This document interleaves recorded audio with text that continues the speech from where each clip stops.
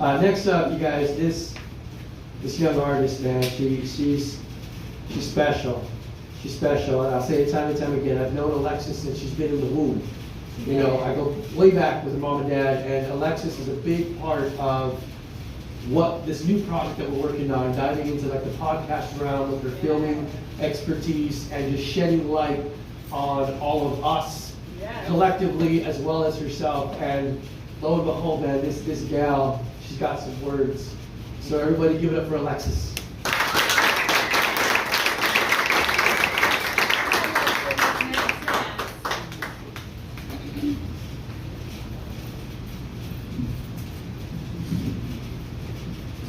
Okay, so the pieces I'm doing tonight, I was actually published in a literary journal a couple years ago. Yeah.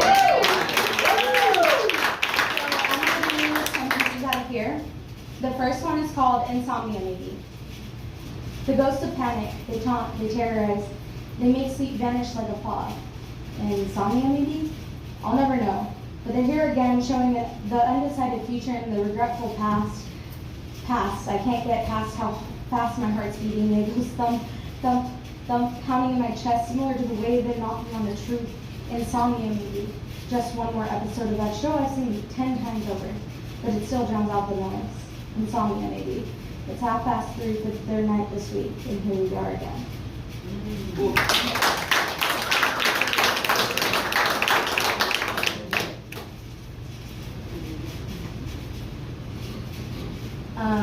So the next piece I'm going to do is a plot twist.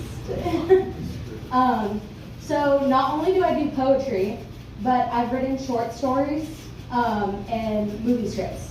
So I'm actually going to read a short story tonight. And the way that this is written, it's almost like it could be told to a child. So very similar to a children's book. Am I too late? When the girl was younger, her grandmother tried to teach her about things that mattered. Pieces of the heart that connected from their ancestors. It started when she was playing with her dolls at a small coffee table. Lost in her imagination when she heard her grandmother's voice call, "I have something to teach you, little bird." "What is it?" The little girl wandered around, running to her grandma. Dream catchers. Grandmother had gathered the supplies and handed the little girl a hoop and a string. "You're going to show me how to make them, grandmother?" She all but squealed. "Yes, darling, because these things have stories, these things have power." Her grandmother tried her best to teach her the way to never break your love, never break your circle. But little minds don't know why things like this are important. So the impatience simmered slowly. Nothing was working because the little girl got tired of trying. Dream catchers weren't made that day. The supplies got packed away and the two moved on with their day. Years passed. The little girl grew older, and grandmother did too. Both of them aging with time. The little girl, now an adult, remembers the dream catchers left unfinished. She had regretted all the time wasted on impatience. She decided to take a trip to the store and give grandmother a phone call. "Grandmother?" "Yes, little bird?" "I'm going to stop by if that's okay." "Of course. See you in a bit. Love you." She approached the door with a box in her hands, and by her second knock, she could hear grandmother opening the door. "Little bird, come in. Everything's okay, right?" "Yeah, it's all okay." They walked to the house and to the right from the living room where the little girl places the box down on her grandmother's coffee table. "I'm sorry I couldn't see what this meant in the past. Am I too late for you to teach me?" she said, offering grandmother a view of the supplies while sitting down beside her. "Of course not, my dear," grandmother replied, smiling up at her. Grandmother had reached a hand to the little girl's tree, and they looked at each other in the eye. "I've dreamed of you from before you were on Earth's side, and I've loved you every day since. I want to teach you everything I know, so my knowledge is yours."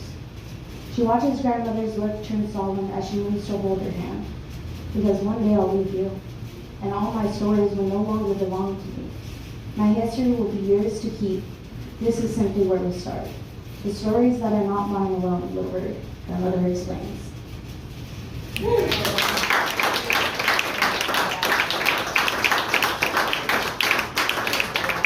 Thank you, guys. Yeah, that's good.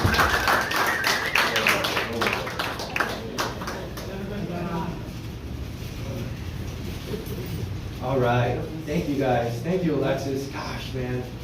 I love it. And okay,